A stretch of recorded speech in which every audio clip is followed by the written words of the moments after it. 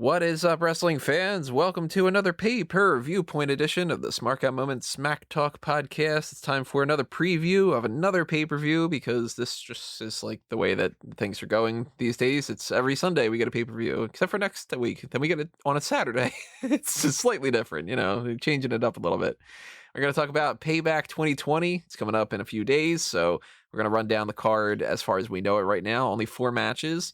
And we're going to talk about some matches that they might add later on this week on, just regular Smackdown or other kinds of platforms and social media and such. Who are we? Well, I'm your host as always, Tony Mango. Joining me as always, usual panel members here. We've got Robert DeFelice. I'm very excited for WWE Retribution. And Callum Wiggins. We just did these. Yeah, we're going to do these again. And then again and again and again. Do it next week as well, but at least it'll be for a better company. Different company. Well, Better then, company. by the time that All Out is getting close to finish, WWE is going to go, hey, by the way, Stomping Grounds is back or something, and they're just going to add another one into there. We might get something in October 4th. Clash of Champions is coming up, but now it's going to push back one extra week. We'll talk about that on the hot tags too. But yeah, pay-per-view after pay-per-view after pay-per-view. It's a little tiresome to talk about, but, to be on the optimistic side of things, I'm not as down on this as I thought that I would be. I kind of figured that Payback would be entirely rematches and that they would have made SummerSlam all about, well, this was a double count out and this was a no DQ thing, but it ended up having a no contest. And then this is, there must be a winner, but the winner is that 2 people have a pinfall at the same time and that kind of crap. And they didn't end up doing that for the most part. They did kind of just repeat some things a little bit here and there. But so far, even though we only know 4 matches on this card, it's shaping up to be pretty decent overall. And there's some other matches that could be added into the mix that might make it a little bit more interesting. I'm not super opposed to Payback, even though I would much rather it not have been the case. And they kind of just merged the 2 cards together a little bit. How are you guys feeling about it? Are you just flat out exhausted and it doesn't matter, or is there something that's kind of hooking you a little bit? I can't say I'm excited for it, just considering the fact that it is a week's build away.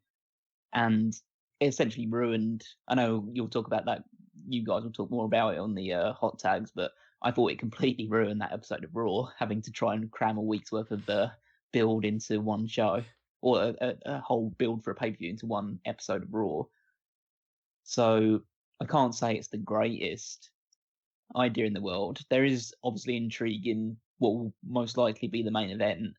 Other than that, it's just a mixed match of things. I can't say I'm overly excited about having to watch another 2 to 3 hour long show 1 week out from the previous one.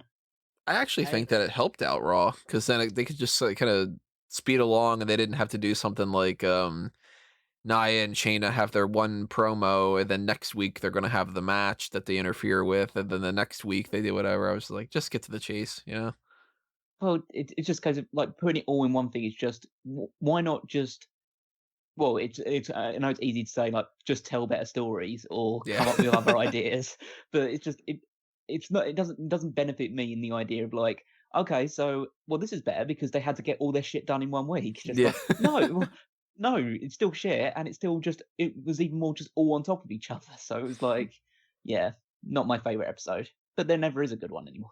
So listen, we thought it was going to be a lot of rematches. There's not a single rematch announced for this card, so can't really complain. I just wish there was a little bit more space, even 2 weeks. To be fair, Keith Lee versus Randy Orton is a rematch. No. And also 2 people from the Universal Championship match are fighting each other again. It's just with somebody else. We're not going to nitpick that deep. It's still I will. Pretty. No, I mean, it's the type of thing that it's like, it's rematchy, but at the same time, it's still adding something different to the mix. And that's when when I complain about the rematch thing, it's typically because in my mind, it's not that hard to do something a little bit different that makes a rematch worth revisiting. Like the way that I approach movies, for instance. Yeah, a lot of movie sequels are pretty much the same movie again. Like, Kick-Ass 2 is very similar to Kick-Ass 1. They switch a couple things around here and there, but you kind of fill in certain roles. And I don't know why I went with Kick-Ass as like the go-to example, but like Great movie. yeah, I'm a big fan of both of them actually. A lot of people hate number 2. I'm like, if you like number 1, what do you hate about number 2? You know, that kind of thing. But you know, a lot of movies, the James Bond series. How many James Bond movies are almost exactly the same? You take The Spy Who Loved Me and Moonraker, it's quite literally the same henchman, the same idea of Bond is working with an agent from another organization. It's Russia in the one, and it's the CIA in the other one. It's a maniacal maniac dude who wants to wipe out the population and do some otherworldly type of thing. One's Atlantis and the other one's in space. They copied and pasted the movie essentially. And you know what? I like Moonraker better than The Spy Who Loved Me. It's weird. You know, it's just one of those kind of things. So if you do things a little bit differently, then a rematch isn't all that bad. It's when they do the rematches where they just literally copy and paste and just go that again, that gets really frustrating. Or when they do something 100 times and they've exhausted all the different avenues that they could possibly make it different, and then you're starting to grasp at straws, and it's like, well, this match is different because it's a kind of a stick on a pole match or whatever the hell it might be. So they so far haven't gone down that road. We haven't seen, for instance, Lucha House Party against Cesaro and Shinsuke Nakamura happened on SmackDown. Now, we haven't gotten that announced as like just that again on Payback, but that brings me into the idea that there are matches that we still don't know that they've added. And I guess I'll start with that one since I use that as my example. We have no Raw or SmackDown tag team title match at this point. We just had the Raw tag team titles defended. Andrade and Angel Garza for like the 15th time failed to win the titles from the Street Profits.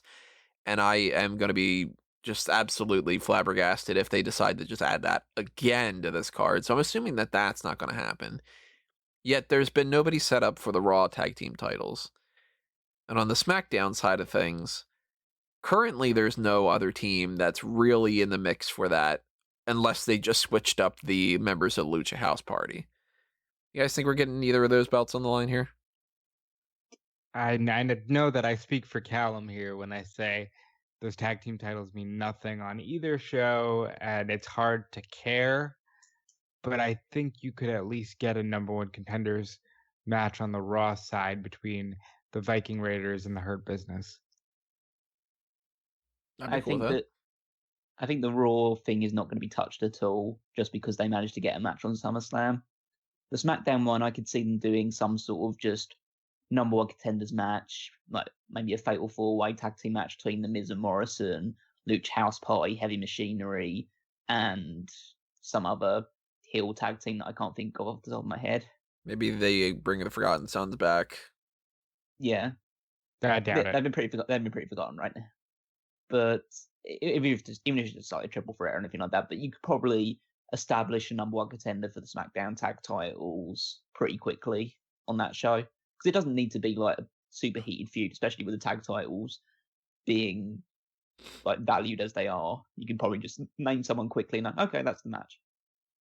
Well, we do know that, for instance, with Clash of Champions coming up, we have a whole extra week now, and I mean, they had time to set up some stuff for Clash of Champions to begin with. Like, Payback's not something that needs to set up Clash of Champions and then the next however many weeks it is, 4 weeks at this point, I think.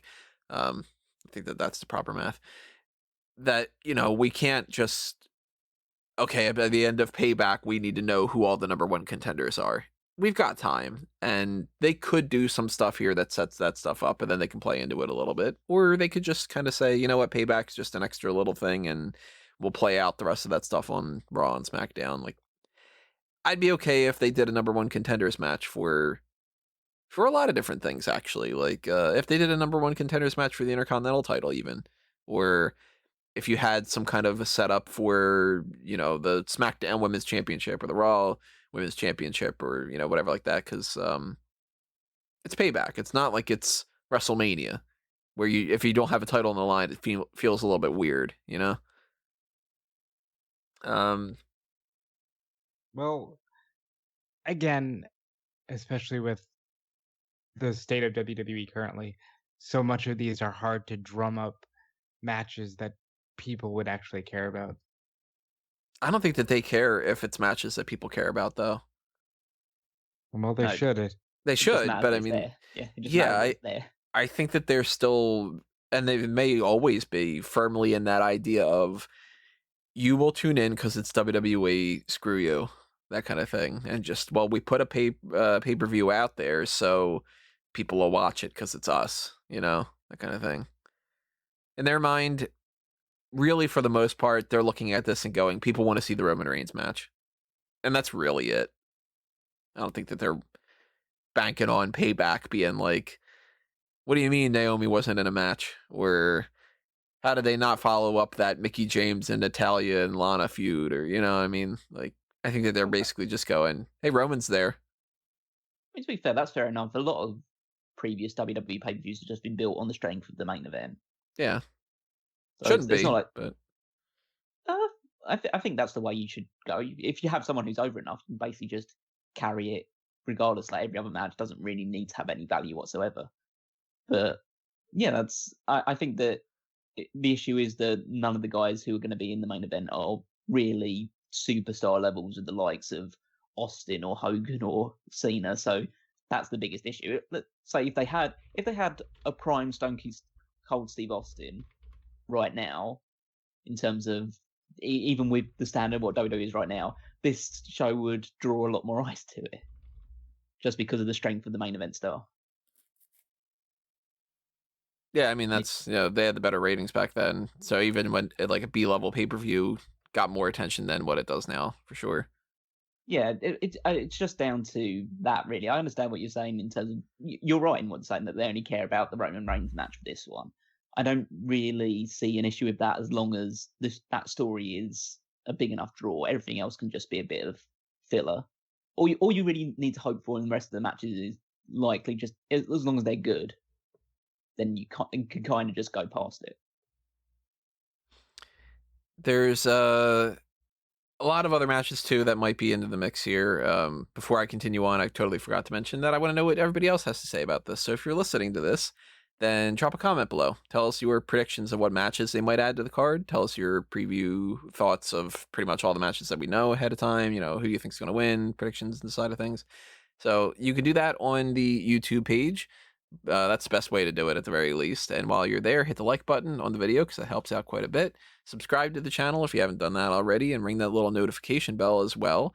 If you feel so inclined to hit the applause button that's now on there and, help out a little bit on the monetary side of things, then that's another option, as well as the join thing on YouTube. It's like a membership that's basically the equivalent of the Patreon.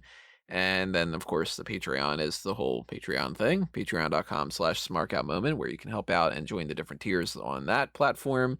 $1 is even something that's awesome. $5 is ad block forgiveness. $10 is the Darkcast tier. Those are Patreon exclusive episodes you can hear anywhere else. And there's the Pick Your Poison tier, where you can request any kind of special feature that you would like us to do, whether it's a podcast or an editorial or something like that. So if you want to help out, you want to help us grow, and you want us to get more stability and more articles and more more podcast content, anything on that side of things is awesome. I'll toss out some more plugs about what else you can do to help support us later on. But if you're on Spotify or Stitcher or iTunes or anything else like that, and you're not on the YouTube side of things, and you want to leave a comment, then tweet at SmarkOutMoment, put something on the Facebook page, put a comment on the page on smarkoutmoment.com, whatever it is, just voice your opinions, So another whole setup that I think that we might get as far as other matches that they might add to this card is maybe we get some kind of follow-up between the Hurt Business and Ricochet and Cedric Alexander. Maybe we get some kind of the Viking Raiders type of thing. I don't think so, though. For the most part, I think that everything on Raw probably has been decided yet, unless they go with Aleister Black versus Kevin Owens. That's the only match I'm really thinking that they might just sort of add. But, I wouldn't be shocked if they didn't do that either. If they just decide that they want to make that gestate a little bit and carry that story on Raw going forward, maybe we don't get that for a while. I think that, especially since Raw has been and gone now, I think obviously any match that's announced that will be through either via social media or by the bump or anything along those lines. So I think if it is another Raw match, it has to be one which won't carry a lot of weight whatsoever. So if they want to do something actually big with this Kevin Owens and Aleister Black, or try and make it feel like a big deal, I'd suggest leaving it off Payback, just because you can build this story up a little bit more on Raw, and you shouldn't go. I don't think they should go to the match straight away with that. We need to find out what Aleister Black's motivations are. Why do they go? Why do you go after Kevin Owens and not after the people that actually injured his eye? That sort of need to explore that a little bit more to try and get it to be worthwhile. I'd say if any Raw match is going to be added to it, with the knowledge that it has to be added through some sort of social media, it will be Mickie James versus Natalya, and it will be a pre-show match. Yeah, I mean, that's an easy kind of way to get around it, because the Black and Owens thing, they can just have that match on Raw. Like, it's not something that needs to be a pay-per-view type of thing, especially nowadays when they take pay-per-view matches and put them on Raw and SmackDown. So carry it next week, have Owens cut a promo and be like, yo, what the hell, man? Owens can maybe get a little bit of comeuppance on Black. Maybe Black takes him out again. You know, you can stretch this for a little while, and I know the instinct is to be like, oh, then you build it up for a pay-per-view. Well, the next pay-per-view is Clash of Champions. I don't think either of them are going to be champion at that time. That doesn't mean it can't be on the card. Yeah, but that doesn't. They have already cared about the title of it. That also doesn't mean that it can't just be a Raw feud. Like, it doesn't have to be on a pay-per-view, you know? No, of course not. I mean, well, think about the next pay-per-views they've got coming up. It's Clash of Champions. If they were to follow the quote-unquote stipulations of that pay-per-view, then they wouldn't be on it because neither of them are champion and they're unlikely to become champion. The next one is Survivor Series, and so that's supposed to be brand versus brand. So they wouldn't, if they're on the same brand, then they wouldn't be fighting each other on that either. Well, so Hell in a Cell is before that. Oh yeah, there is Hell in a Cell. I kind of want to forget that one exists. Yeah. Really, that's kind of it's because it just feels like now we're heading towards the September pay-per-view because it's just it's one after SummerSlam, but it's still in August. Right. So my scheduling is skewed right now. And I mean, I don't think that Black and Owens is probably going to be the type of feud that they can carry it all the way through to October and have it a Hell in a Cell. But maybe there is. I mean, maybe they've got some twists and turns that are in there. Tony, they've been holding off Sasha Banks and Bayley for a good 2 or 3 years. Let me rephrase it. Instead of, not that they can't do it, it's that they shouldn't. That would be the case, because they've proven that they can drag things out for years at a time, and even if they don't necessarily have the means to be able to do it. But I would be interested in Black versus Owens in any fashion when they do that. I would rather them not just on a whim on the bump be like, oh, you know what was added? It's Black versus Owens, and you can see that tonight on Payback or some kind of crap like that. I'd say, ideally, that wouldn't be the case. No. I'd say we're most likely looking at if any new matches are going to be added. Obviously, we're just talking about SmackDown tag titles, but I think most of the new matches will come from the SmackDown side of things because that is the show that is still to happen. Right. I think that it's almost a guarantee at this point that we get Matt Riddle versus King Corbin, for instance. There's a good possibility of that one. I think the dead certain, well, we can talk about that in a little bit, but I think the dead certain one for SmackDown is Jeff Hardy versus AJ Styles for the Intercontinental Championship. I don't know if I would guarantee that for the most part. I do think that Jeff Hardy is probably defending the Intercontinental title, and he most likely, if he is, would be defending against AJ Styles in a rematch. But there's a possibility that maybe they don't, since they've been kind of ignoring that on pay-per-views recently. They might want to have that match on an episode of SmackDown and then set up another new challenger eventually down the line for Clash of Champions or something like that. Or they might actually want to drag that out all the way into Clash of Champions. I'd rather them not, but you know, maybe they do something like Hardy defends against, I don't know. Well, this is not like fantasy booking as far as like, this is what I would do, but it's something that I would pitch to WWE as far as like, hey, this is an option kind of a thing. Maybe you have Matt Riddle and King Corbin and Jeff Hardy and Shorty G in a tag team match on SmackDown this week. And King Corbin promises Shorty G, hey, if you help me take care of Riddle and you follow through with all the stuff we've been talking about, I'll pull some strings and I'll get you in an Intercontinental title match this weekend at Payback. And then you get Shorty G versus Jeff Hardy in a one-off, and Jeff Hardy just beats Shorty G. On the week after on SmackDown, AJ Styles attacks Jeff Hardy, and he's like, "Oh, I ran the statistics or whatever, and I deserve a rematch." And then you build to a rematch for Clash Champions at Hardy versus Styles.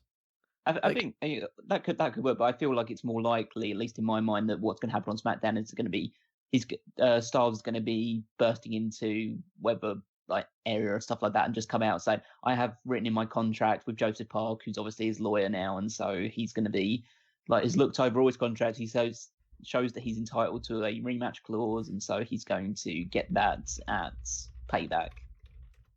Yeah, I mean that's an easy way to do it if they want to do it. Like, there's ways around it, and that's the type of thing that makes me go, well, it's not hard to kind of book around certain scenarios a lot of the times. And then when they don't, that's what makes me really annoyed, Because even right then, I made up that whole Shorty G thing on a whim, and it's like, yeah. I don't think that that's all that bad considering a lot of the other options they tend to go with, Well, I just think that they're going to try and get that one out of the way as soon as possible. Like get the AJ Styles rematch out of the way, because you need to free him up, because I assume he's going to be one of the first feuds for Roman Reigns once he's Universal Champion. Spoiler for my prediction for that one, but if that's going to happen eventually, then you kind of want AJ Styles to be one of his challengers going forward. Rob, what are you thinking? Do you think that we're going to get Jeff Hardy defending the IC title against Styles or against somebody else, or maybe not even on the card at all? Would love to see a ladder match between Jeff Hardy and AJ Styles. I don't know if they'll do that, but yeah, I think it's a good way to pad out the card. I still think Riddle and Corbin is a certainty.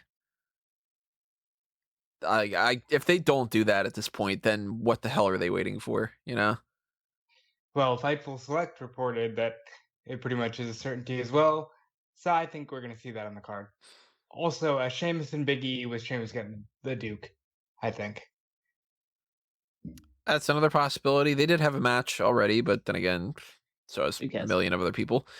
I think that there's a chance that we get, I don't want it to be the case, but maybe we do get some other kind of women's match from SmackDown just for the sake of getting some of the people on the card. Like maybe we do get like a number one contenders type of thing, just fills the gap in the meantime for something.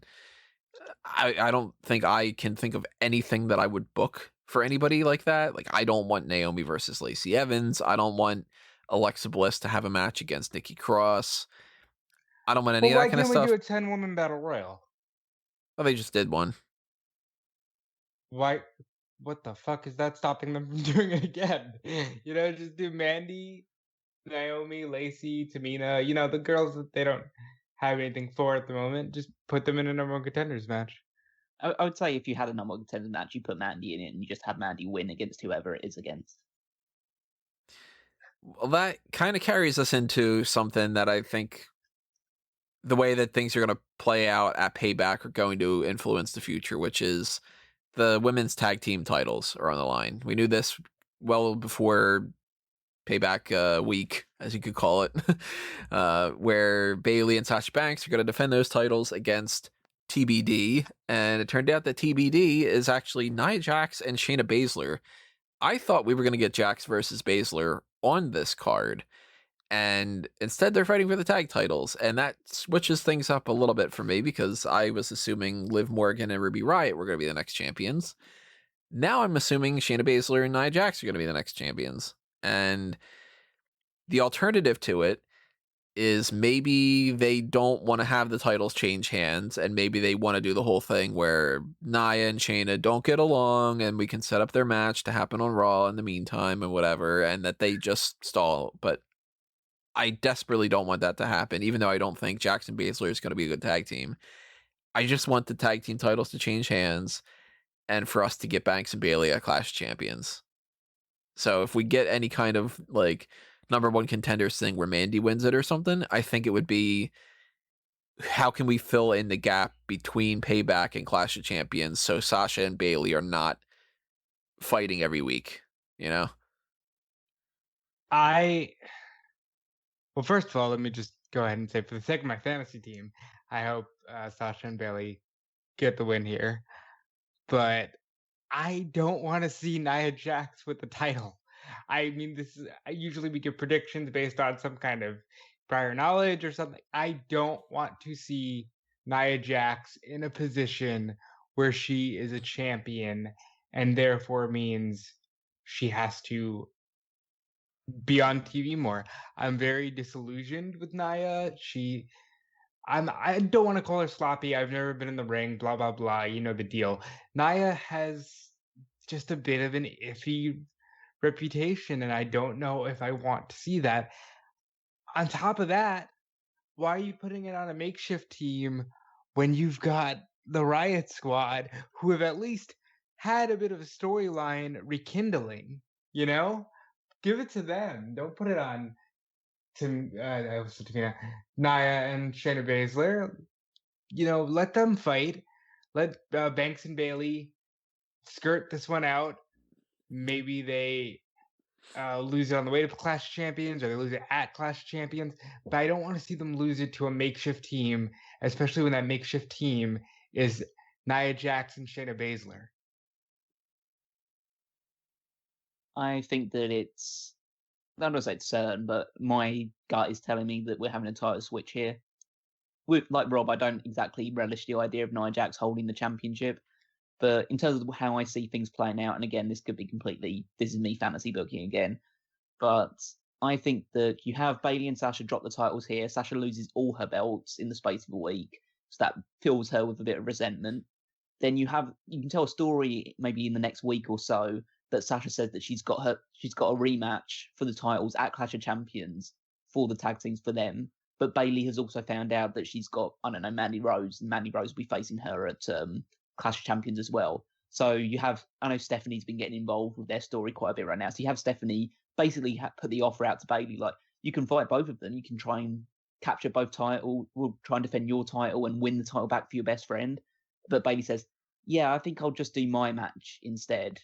And basically she starts showing that she's more selfish. She's more interested in her own belt rather than winning stuff with Sasha. That adds a bit more fuel to the eventual match, which I think will take place at Hell in a Cell. I think it's going to be their first match. Would you like to see it inside of Hell in a Cell? Not for the first match, no. But you know how WWE is, so they will put it inside Hell in a Cell. But so I'm of the opinion that if we go with Callum's fantasy booking for a minute, I would like to see their first match. If you're not going to wait till Mania at this point, I would like to see some kind of special gimmick attached, because this is the one major women's feud that you have left.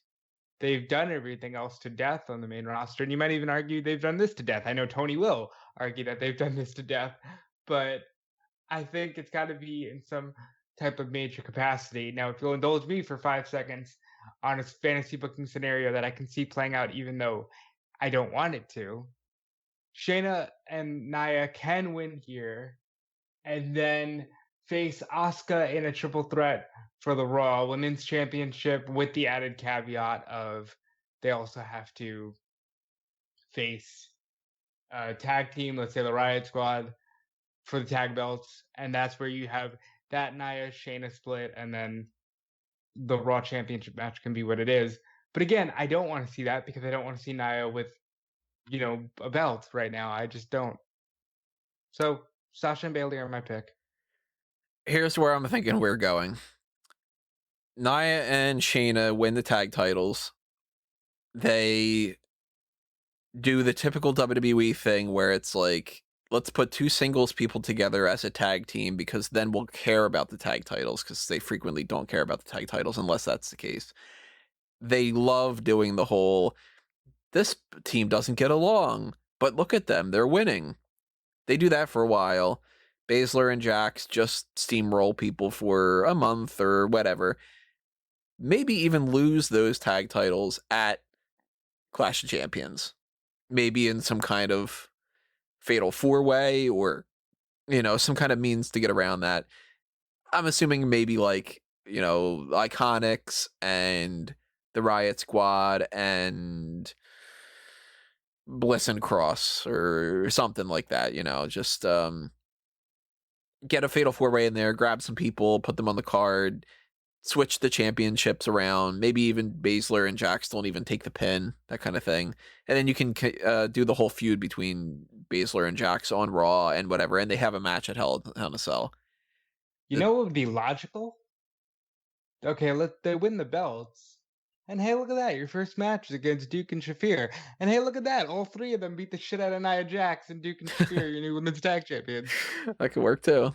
But I think that the women's championship on Smackdown, I do think that it makes sense if they have them drop the titles here and then if they book them for Clash of Champions, because you've got more than enough time that's been built into this that you don't need to be like, let's try to make this go until Mania. Like, wait, come on, it's another whole year almost, it seems.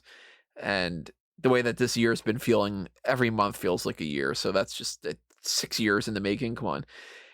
Whereas if you do that regular match at Clash of Champions and you have either Bayley retains through some kind of bullshit or Banks wins the title, then you do the rematch in the Hell in a Cell. And then on the Raw side of things, I don't think we're getting Asuka on this Payback. I think that they're just like, she defended the title on Raw. She won it on SummerSlam. So that's twice in the past week. She could take a weekend off. But I'm getting a little bit like, about some of these things where if Baszler and Jax are the tag team champions, there's not a whole lot of options for who can fight Asuka next. I think Charlotte might return. And it wouldn't shock me if Charlotte becomes the one who fights Asuka at Clash of Champions. Now, whether that happens at Clash of Champions or it happens at Hell in a Cell or it happens on Raw in the meantime or whatever, it wouldn't shock me if Survivor Series is Charlotte against Sasha Banks, champion versus champion. Then eventually we get Charlotte versus Shayna Baszler, maybe at WrestleMania, or maybe we get Rhea Ripley winning the women's Royal Rumble or something like that. I don't know. Draft, of course, is going to change a lot of these things up. Rhea Ripley does deserve a do-over. I will say that, but that's neither here nor there. As we're discussing this, I'm shocked at how bare their women's division seems, because really they have a lot of talent, but it seems like they're all directionless. If they go in those directions, then I wouldn't be too mad, even if I don't necessarily want to see those setups, because at least then I would feel like they had something in mind. I don't know where you take Baszler and Jax from then, but to be perfectly honest, I don't really care what Nia Jax does afterward, Well, hold on. Isn't Nia Jax the one who in storyline took out Charlotte? So if she probably would, the Raw belt. She probably would have a match against Charlotte in the meantime, like TLC or something like that. And Shayna probably would have some match with Charlotte somewhere in the mix if she's not at Mania or something, And then for that matter, they could do Baszler against Asuka in a number one contenders feud in the meantime. They've got options that they can do with some of these things, but... Anybody really miss Becky Lynch? I do. To be honest, I kind of don't. Yeah, I don't really think about Becky being there at all, to be honest. Wow, I think right now, the women's division feels bare to me, and at least when you had Becky, you had somebody you can position everybody around. Well, right now, it just feels like a toss-up. I kind of wished, off the back of Becky and Charlotte being not available, they would use that opportunity to try and build someone else up. They literally just put all the focus on the other 2 4-horsewomen. Yeah, no. So it's just so it's not a case of, okay, so once Becky's back, they have their crutch and they can lean on it. So I'm not exactly excited for. I'd say when Becky comes back, things will be good because Becky's great. But it's just a case of I would rather they just got good at their jobs. So what you're saying is we need lightning to strike, and then all 4 horsewomen, for whatever reason, have to go away in order to force them to create new stars. Well, I'd rather they just, did their jobs. Like I'm saying, I don't. Well, I'd be happy with Sasha, Bayley, Becky, and Charlotte being on TV and in roles, but maybe they switch things up every now and again and say, I don't know, why don't we decide to push Bianca Belair towards a title opportunity in a little while? or let's get Rhea Ripley up into the main roster and do something with her, or even like I haven't even done anything really with Shayna Baszler since she got onto the main roster. Let's I'm be with you. honest too. The 4 horsewomen go away doesn't mean that they build new stars. It means that they wait and they just kill time until one of them comes back. They pay a ton of money and they get the Bella Twins back. Something stupid like that. Yeah, you know. So ultimately, I'm going Jackson Baszler win the titles here. What are your guys' predictions again? I'm going Sasha Bailey. Jackson Baszler as well. We have a not really rematch of sorts, but kind of. It's Keith Lee against Randy Orton. It is a rematch from Raw. It's not a rematch from SummerSlam. We were talking about that earlier. But this is to fill the blank of not having Drew McIntyre on this card. They wrote him off in a way where he took a series of punts to the head. They're trying to rationalize it now as like a skull fracture, which that's one of those Shawn things. Michaels has got a hard head, man. Let me tell you.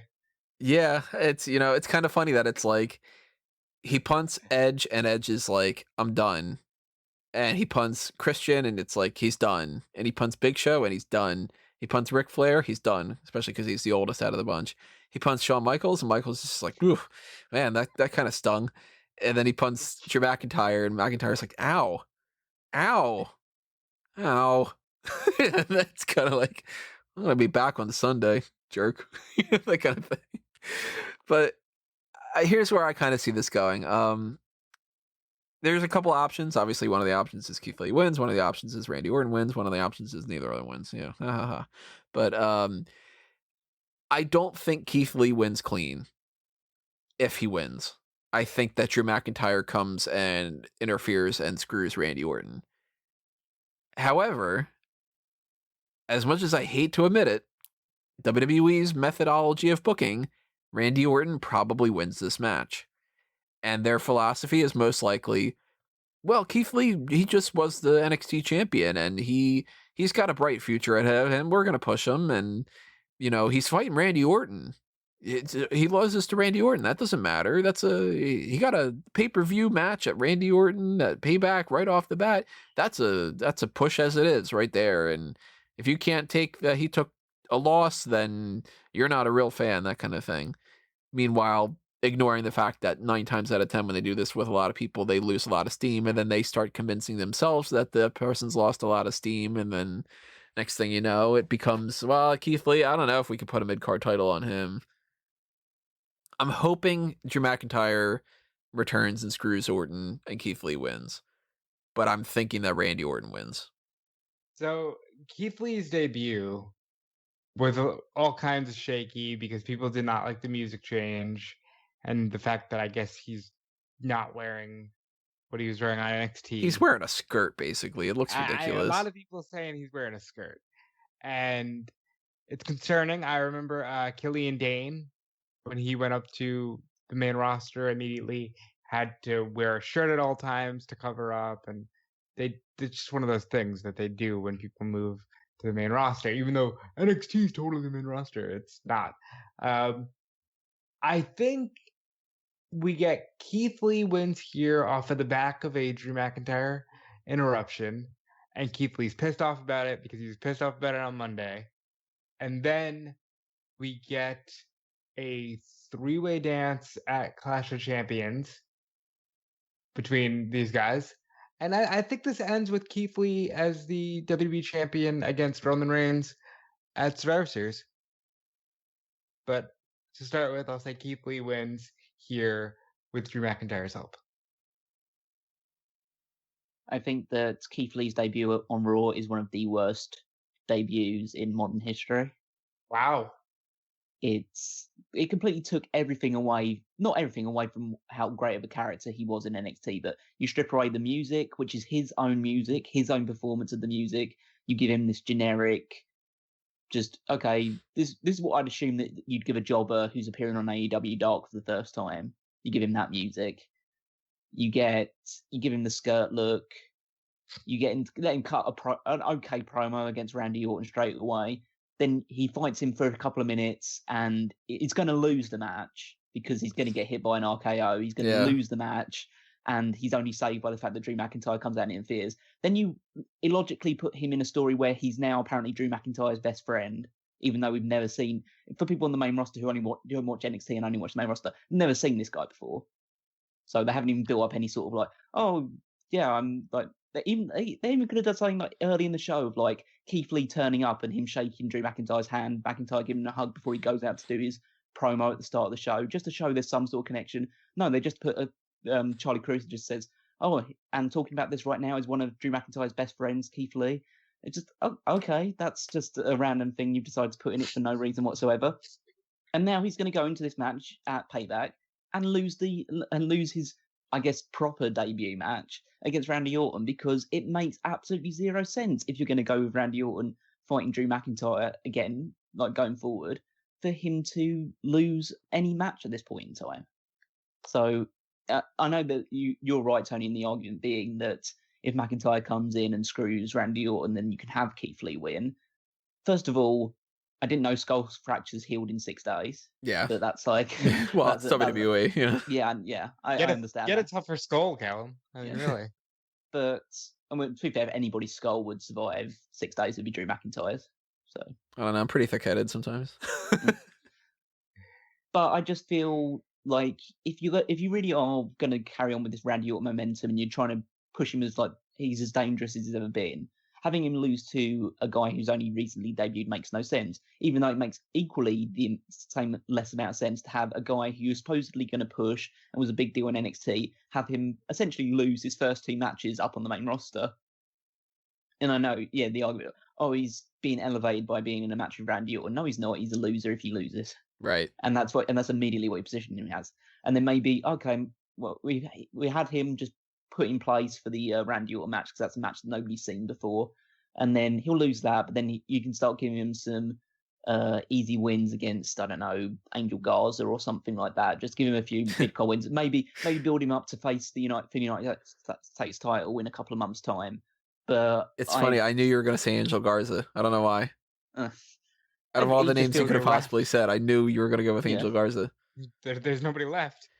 Well, I mean, you could have him against a lot of different people. You could just toss out some of those random people like the Leon Ruffs that you don't even know. And you could toss out people like even Murphy, like he could beat somebody like a Murphy or whatever. I mean, yeah, we got to save that for the Rollins feud when it happens 20 times. But I just feel like you're going to have Lee lose this first one, and then they'll try and salvage him up beyond that point. I just think that this is really, really... Either way, neither guy should be losing this match. One of them will lose this match, and I think it's more likely that Lee is the one that will lose. So that would be my prediction that Orton's going to win. If WWE tells me, hey, you're on the creative team right now, our plan is for Randy Orton to beat Keith Lee, how do you want to book it? I'd be like, he can't without screwing Keith Lee's future up, but if you're going to have to do it, Randy Orton's a heel. Make him do a heel thing. Yeah, he has to cheat to win. Have him be like losing to Keith Lee, and Keith Lee is, the revving up, and he's going to hit his Big Bang catastrophe and all that other kind of stuff. And Orton, figures out some kind of way to get the referee to not notice, and he low blows Keith Lee and then gives him an RKO. Something like that, where it's like, okay, he clearly cheated and he went outside the realm of what he would have been able to do to win this match. And Keith Lee lost, but he lost in a way that it's like, oh, that was bullshit, And then you gotta rehab him immediately afterward by giving Keith Lee some kind of a decent victory of some kind, What do you think they're going to change the name of the Big Bang Catastrophe to? Because I don't think there's any chance that WWE is going to have the BBC. A finishing move where someone, where it's the BBC. Yeah, I think they're going to call it the Big Bang. Just like the type of thing where they'll be like, oh, that's the Big Bang Catastrophe. That's too wordy. It's too mouthy. Let's just make it the Big Bang. Instead of the Big Catastrophe, which is essentially what Keith Lee's booking is right now. They call it the Bang Catastrophe. No, just call it the Catastrophe and just leave it at that. I think they're going to just go, he hits him with the Big Bang. And then they just neuter to everything down. And then they'll probably... The He hits him with the lever. Yeah, I wouldn't be shocked if that. The Well, Keith then Lee experience. then you got to stop calling him Keith Lee because not many people can have two names, so he just becomes Keith. Good old And then the big side quiz Keith. complete. Yeah, the side quiz complete. Yeah, they change him to Big Keith, and then they say he hit him with the Big Keith bomb, and then ugh, God. Actually, they might do some kind of thing where it's like the limitless bomb. It wouldn't shock me. They love to do that kind of stuff too. Mm. He's the limitless one, so he hit him with the limitless slam. Shit like that. I'm going Randy Orton wins here, and I really hope that that's not the case. I really think that they can get away very well with the idea of McIntyre interfering and making it up to Keith Lee in that fashion of being like, hey, Keith Lee lost that other match by DQ because Drew McIntyre interfered. This time he interfered and he allowed Keith Lee to win the match, kind of a thing. And then Randy Orton and Drew McIntyre can still do their whole thing for that at Clash Champions. And for that matter, I think that they're going to have a match at Hell in a Cell too. I think they're just going to make 3 months out of this kind of thing. But I'm hoping Keith Lee wins in a way that doesn't screw Orton. But I think Orton's going to win. What were your guys' picks again? My gut's telling me Randy Orton's going to win. And I've got Keith Lee. Let's move over to the United States Championship match. Apollo Crews against Bobby Lashley. The match that we should have gotten at SummerSlam. And instead they were like, let's do the MVP thing again because we've got something else next week. And then that way we could just repeat and then go, hey, that thing. It's clearly what happened. That they were just like, well, we got to do the Bobby Lashley thing, but we don't want to not have that at SummerSlam, and we want to try to drag things out, so let's do the MVP match again. If I would have had it my way, this would have just been Bobby Lashley winning the championship at SummerSlam, but I guess maybe it happens here. And I'm not as sold that Lashley's winning that title as I was before, but I think that if he doesn't, then they're building him up for kind of no reason, since Crews has had a decent enough title reign. He can lose it by now. If he doesn't, the only person I could see feuding with him afterward is Aleister Black, and you got to do the Kevin Owens feud in the meantime. I don't know if there's anybody that can step up and challenge him at long enough time frame to kind of sort that out. I think you need to go Lashley here. Lashley here all the way, and I'm going to continue with my prediction from SummerSlam and say Cedric finally turns heel and costs Apollo Crews the belt. I think Lashley wins it straight up. I don't think he needs anyone to interfere on his behalf on this one. I think the long-term goal of rehabbing Keith Lee is going to be an eventual match between Keith Lee and Bobby Lashley where Keith Lee wins the United States Championship. Yep. If they play their cards right, they can do it at WrestleMania. Yeah, so I think that you need Lashley as champion right now. Apollo Crews has had an okay reign, a very non-memorable one, but it's a reign that at least has lasted a few months and has risen his stock a little bit now, but I don't think that there's any value in him keeping the title any longer. Like you say, there's nobody who's really stepping up on the heel side of things that can really challenge for it, because it doesn't feel right that Rollins would be United States champion. Garza and Andrade are pretty much stuck as a tag team and very directionless right now. There's very little on that side of things that you can really do. I mean, you could have Benjamin challenge for it, but he's stuck in 24/7 purgatory. You're not going to have Akira Tozawa do anything. So, yeah, it makes sense to put it on a heel, get some fresh blood on the babyface side to challenge him eventually. I wouldn't be opposed to this kind of a setup. You go with Lashley wins the title here. Over the course of the next few weeks, you set up MVP and Shelton Benjamin to get a tag title shot. Or if you want to do the Cedric Alexander heel turn, which they definitely are like at least hinting towards, either it's a, hey, that he's going to turn heel and we got you, he didn't, or they're just kind of dragging that story out a little bit. Either you get MVP and Shelton Benjamin, or you get Cedric and Shelton Benjamin, or Cedric and MVP. I mean, whatever. The point being, the guys in the Hurt Business, other than Bobby Lashley, beat the Street Profits and become the tag team champions. And they kind of do a little bit of what they had done before with the OC, where it's like, we're holding all the belts now, like we're the most dominant faction kind of a thing. Mustafa Ali and Ricochet can be feuding with them over the tag titles. Not too long because they've been feuding with them already, and so we've seen that match 100 times. But if Cedric turns, for instance, then that's a little bit different because then you can get MVP and Cedric and Shelton and Cedric and MVP and Shelton and whatever against those teams. They can do the whole Viking Raiders thing. You can kind of play into that a little bit here and there. And Lashley, in the meantime, can move on to, I don't know, Kevin Owens at some point. He can have a match with Keith Lee and probably drop the title to him. He can have whatever happens with the draft. We don't know who's going to get mixed around a little bit here and there. I think that's the way to go. And the only person that really loses out of this is Apollo. But maybe Apollo moves to SmackDown and becomes one of the contenders for the Intercontinental title. Maybe he gets in with the Ricochet and Mustafa Ali and maybe even Cedric type of crowd and starts going for a tag title shot or something. There's ways to get around it, and ultimately, not everybody can be champion at all times. And Apollo's had a decent enough run. Give it to Lashley now and make him actually be one of those main types of guys that you build around a little bit.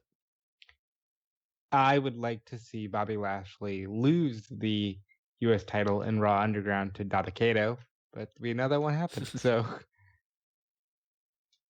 I mean, he's been built up pretty well. If they don't pull the trigger on it right now, what else are they building him up for? Can't really be just to have another match with McIntyre. It's not going to happen. Can't be to just dominate Raw Underground and have that be pointless. A little bit of a tease for something that I haven't quite figured it out yet, but I'm working on it just a little bit here and there. Haven't had the time.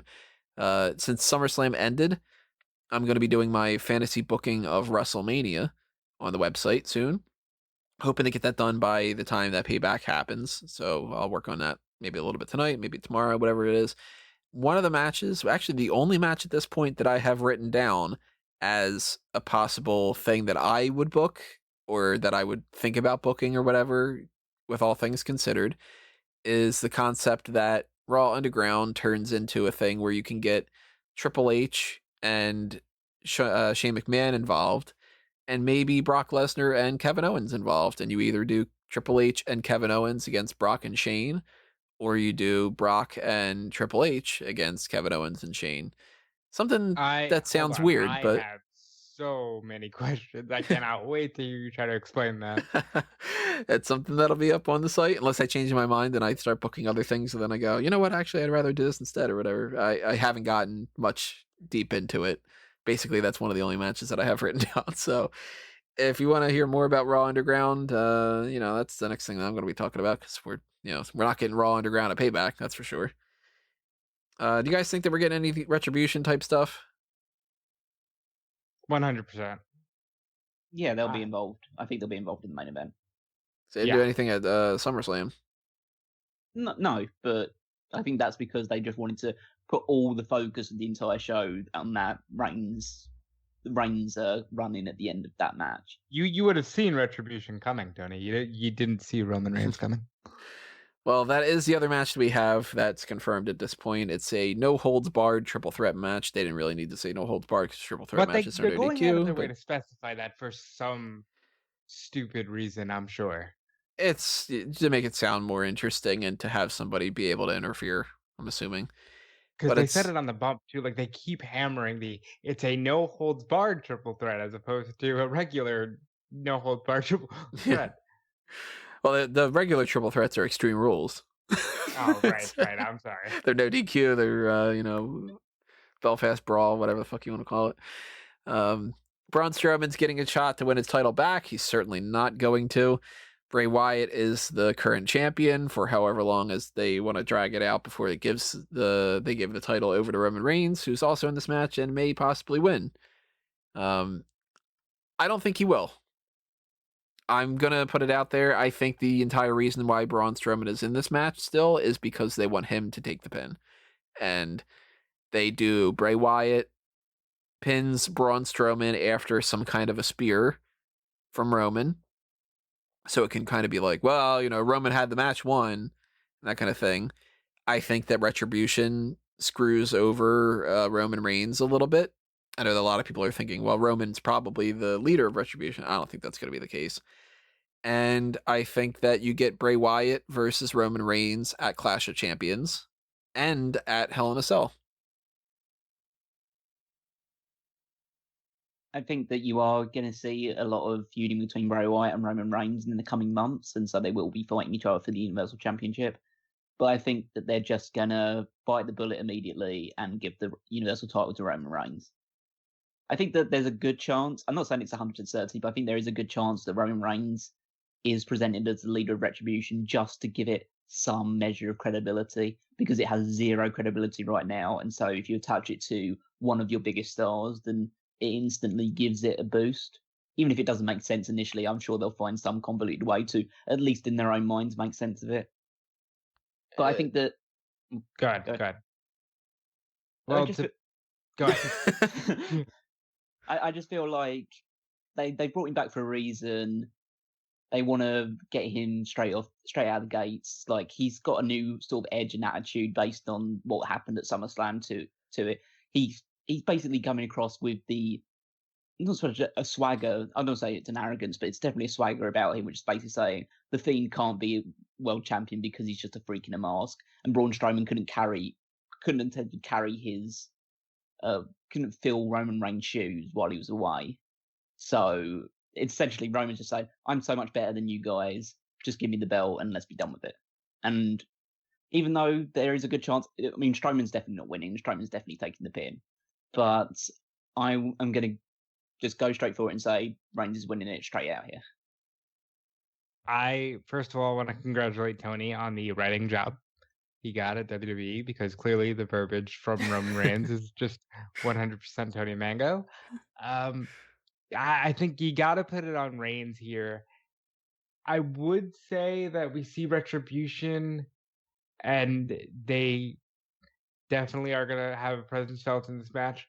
The only thing making me a little uncertain right now is that we see them going between Raw and SmackDown.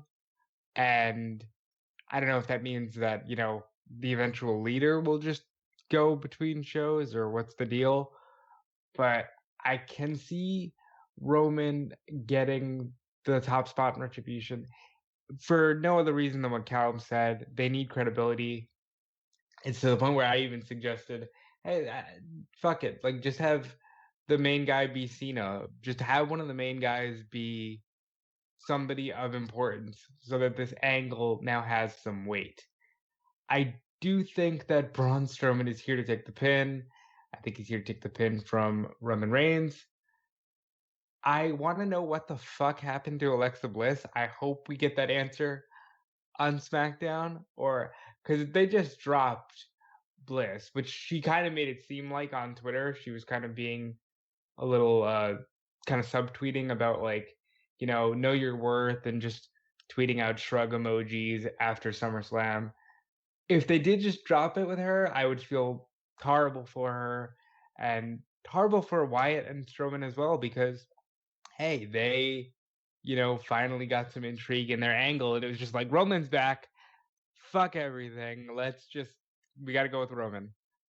There is the caveat that Bray Wyatt just tweeted, my dearest Goldberg, don't worry, we fixed it.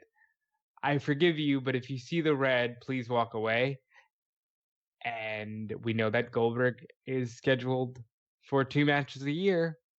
So maybe they're going to fit him in for something before the end of the year. I don't know. I mean, I highly, highly, highly, highly doubt we're getting Crown Jewel. So maybe they do Goldberg versus Bray Wyatt at Clash of Champions, Braun Strowman against Roman Reigns in a number 1 contenders match. They can fill the void like that a little bit. They could. I mean, I doubt we get another Goldberg appearance before Royal Rumble, but you never know. I'm going to go with Roman Reigns wins, and it's with Retribution's help. Whether or not Roman is revealed as the leader remains to be seen.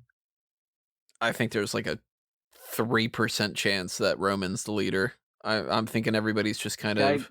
Place your bets now, folks. Tony said it. I don't at all think that they're going to go with him turning heel and being the leader of this group of midget type of wrestler things. Well, but they've grown Tony. They're not as. They are. short It's oddly anymore. enough, it's like suddenly after everybody complains that they're all like on the smaller side, then it suddenly becomes get Theo Madden in there. He's like 9 foot tall, that kind of thing. But no, I don't think that that's the case. I think more than likely the Retribution comes out, and the reason why they're harping on no holds barred is so that they can be like, well, it was no holds barred, and Roman Reigns speared Braun Strowman and got distracted by fighting off Retribution because he's our hero and he's going to fight Retribution. Because remember, Braun and Bray are essentially kind of heels at this point. I know everybody is jumping at the bit to be like, Braun's a heel and Bray Wyatt's a baby face, and this is what everybody wants everybody to turn like 24/7. But Braun's been at the very least tweenerish recently. You don't just pick up Alexa Bliss and throw her and have him be a total baby face.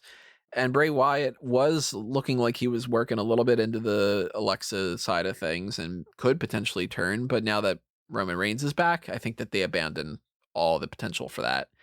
So Roman coming in and screwing over two people who are heels, essentially, not meaning that he's turned heel. For him to be the leader of Retribution, he'd have to be a heel. So I think Retribution's coming out. They are attacking, and Roman Reigns is going to fight them off while Bray Wyatt capitalizes on a speared Braun Strowman. That way, Roman can be like, I had that match won. If it wasn't for Retribution, whatever. And then they fight at Clash of Champions, and Roman wins the belt there. Then they have a Hell in a Cell match. And in the meantime, I'll even put it out there. I think in the meantime, Bray Wyatt gets drafted over to Monday Night Raw. So, because why not have him against Drew McIntyre at some point down the line? Depending on if Drew McIntyre is still champion, of course. But like that is kind of the way I can see a lot of those things going. I do think we're going to get some kind of follow-up of the Alexa Bliss thing, but I don't think it's going to be anywhere near as important as it was supposed to be. Without Reigns, that probably would have factored into the SummerSlam card, and it would have been, she comes out and it's like Bray Wyatt wins through some kind of shenanigans where she's a part of it or whatever. Now maybe they do the whole thing where it's like, let's try to stretch this out and let's try to bring somebody else into the mix, and they start feuding Braun and I don't know, somebody else, and Alexa's kind of driving force in with that. Guess we'll find out on SmackDown. SmackDown's going to be their opportunity to do whatever they need to cram in there at the last minute for Payback.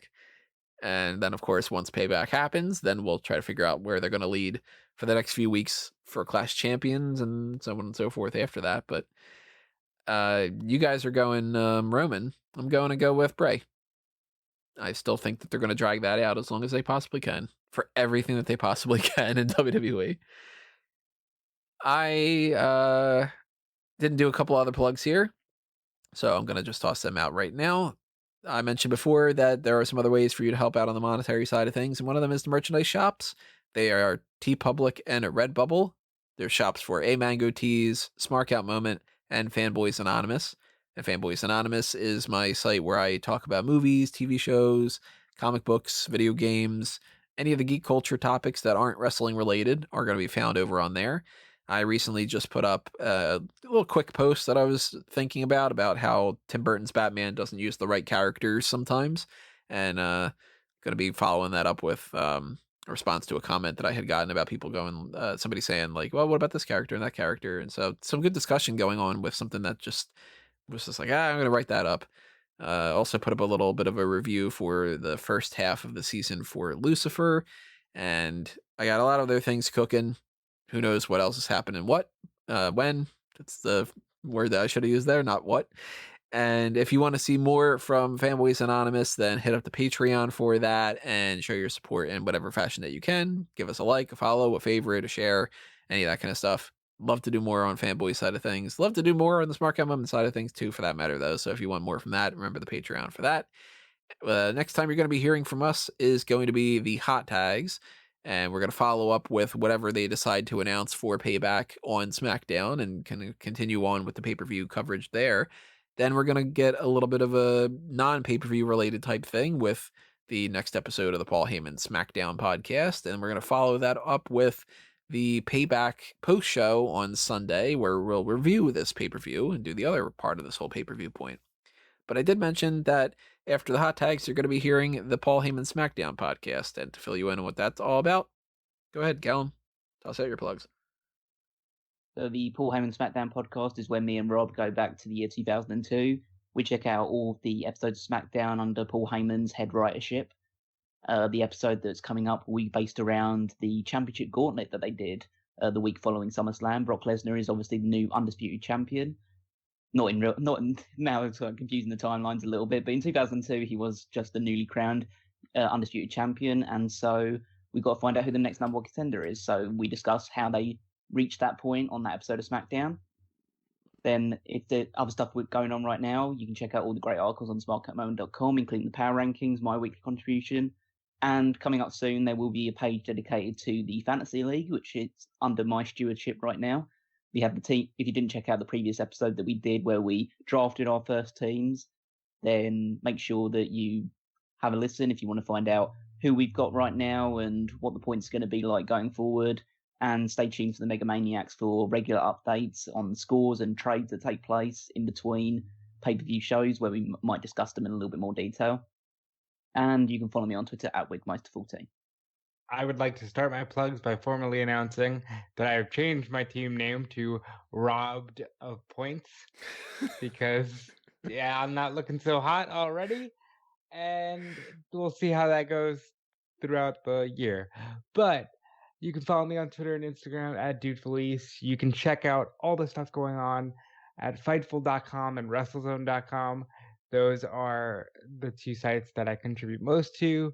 Tony and I also did a review of Superman Man of Tomorrow over on Fanboys Anonymous. Fun times had there. Please check out that Patreon so we can do more. And I'll see you back here on Sunday night. Or no, Friday night. I'll be on the hot tags. Friday night, Saturday morning, Saturday afternoon, Sunday night. 6 more pay-per-views coming in the next few days, it seems, essentially.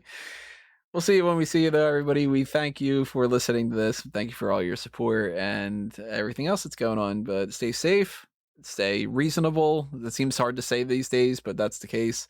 Please don't go to the movies. I think that a lot of people should echo that same statement. And don't post anything stupid on the Thunderdome. Knock it off. Oh, yeah. Wait till we get to the hot dogs for that. And we will see you next time, everybody. This has been another Smark Out moment, and we're being counted out.